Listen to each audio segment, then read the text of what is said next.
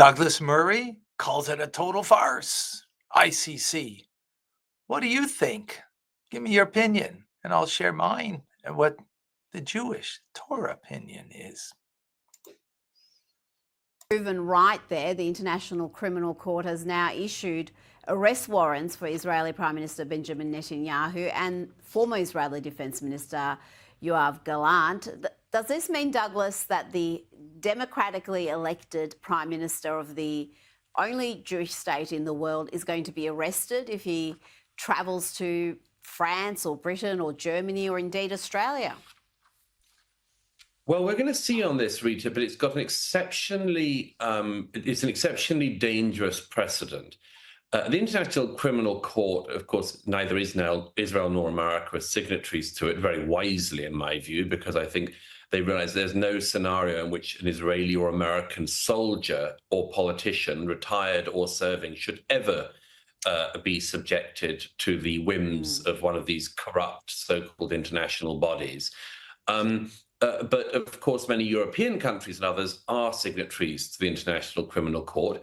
This prosecutor from the UK, Karim Khan, has been the one pushing these arrest warrants. He did also issue an arrest warrant for one leader of Hamas who's dead. So that's brilliant, obviously.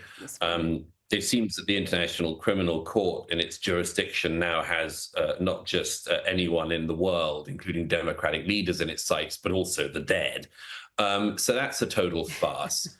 But it's going to be a very interesting test, this. So now there are only arrest warrants out for the first time for democratically elected leaders. They've tried this stunt on Vladimir Putin, but they've never dared to try it on a democratically elected leader before. And they have with Netanyahu and Gallant. It has serious repercussions. As I mentioned in the New York Post, it could potentially mean that neither the Israeli Prime Minister nor the former defense minister can go, say, to Europe or even fly over European airspace. Some European countries have already said they absolutely will not recognize these absurd kangaroo court warrants. Hungary, Austria, a number of other European countries have said absolutely they won't. The ones that I'm interested in are, for rather obvious reasons, I'm very interested in Britain. The Labour government is squirming about this. It has previously said it would observe the International Criminal Court's judgments and warrants. I think they probably know, among other things, that this puts them in an incredibly unpleasant, ugly, visibly ugly diplomatic situation vis-a-vis not just Israel, but America. And of course, also, maybe they also know, Rita, that if you're going to start going around issuing arrest warrants for war crimes, there are certain former Labour prime ministers who could quite easily in the near future be in the sights of that same kangaroo court.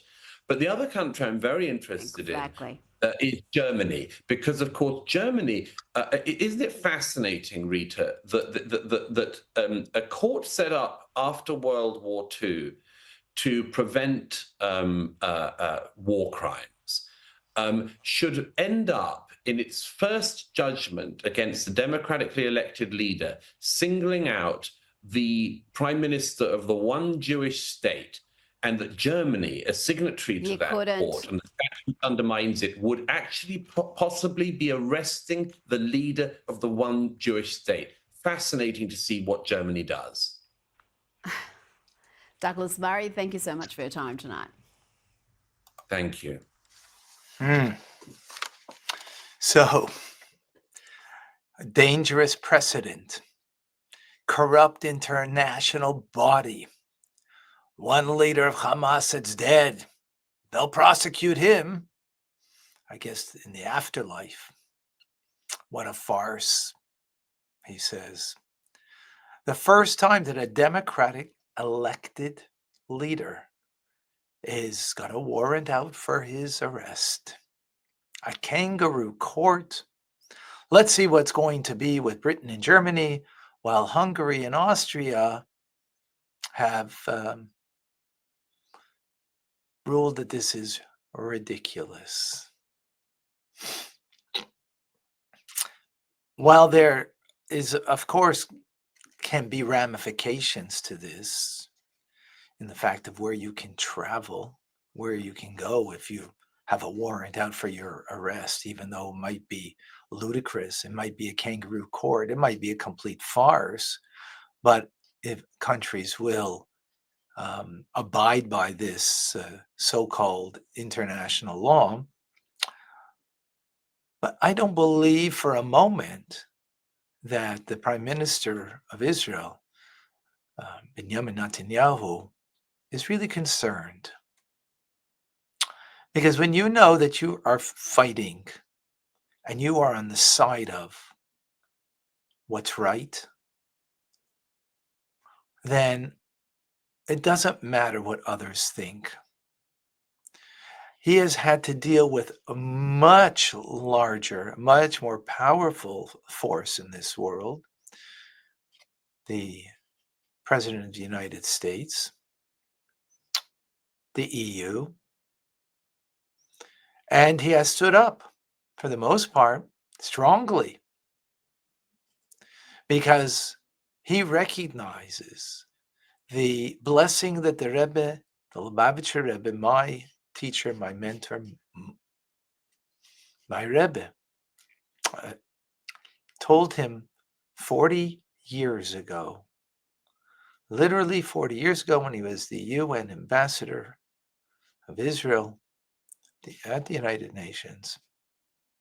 The Rebbe told him, you are one light in a place with 120, a place of darkness.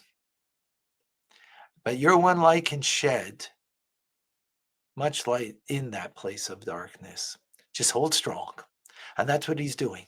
He's recognizing that the Jewish people are a light unto the nations. We need to hold strong as Jewish people with our Torah and mitzvahs, and to recognize that if we do that, it doesn't matter what others say. Of course, from the side of politics, it'd be wonderful to have not just Hungary and Austria and the United States to recognize that the issuing of a warrant against the prime minister is a farce. It'd be nice to have many nations. It'd be actually nice that no nation would back it, of course. But if not, it doesn't take away from the righteousness of the cause. It doesn't take away from the strength of the Jewish people.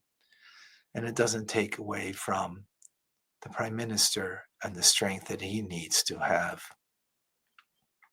That's the most important and crucial thing. Holding strong with our values, with our teachings of the Torah, with our mitzvahs, the commands of God that we fulfill, that will be ultimately our true weapon that will procure redemption, will bring peace. Every mitzvah that we do, every time we study Torah, we bring a greater light into this world. And that gives great strength for us to be able to stand against the darkness. That's the key. That's what's important. So I invite all good people, add light, do more goodness and kindness. Recognize that God has created you to change the world for good through acts of loving kindness. By keeping the 7 Noahide universal laws of all of humanity. And for every Jew to keep the Torah and mitzvahs, that's the vehicle that's going to change the world. Change the world for good. Let's get on it. Let's make it happen.